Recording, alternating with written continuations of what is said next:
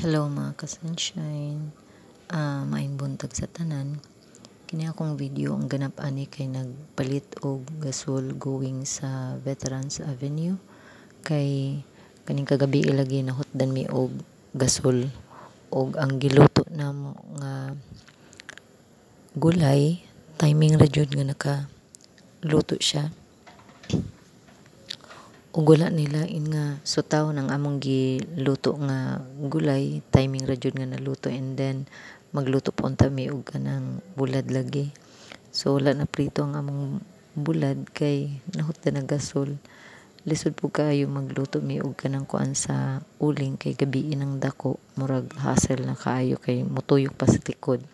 So therefore nasayo og mata sa buntag ug nangita og tricycle para makasakay going sa Veterans. Naglisod kay ko kanang buntag mga ka-sunshine, mangita og kanang tricycle kay sa akong nahibaw-an dili na di ay allowed ang mga e-bike nga mobiyahe going sa highway mugawas kay dili na gina-allow sa mayor. Then ang nahitabo karon kay nangita ko palaw kog pangita og tricycle, may na lang naas kuya. Then nag na lang ang gibuhat nako kay kumbaga na ground trip ba going kabagi paabot na lang ako si kuya para nga makapalit ko og gasol.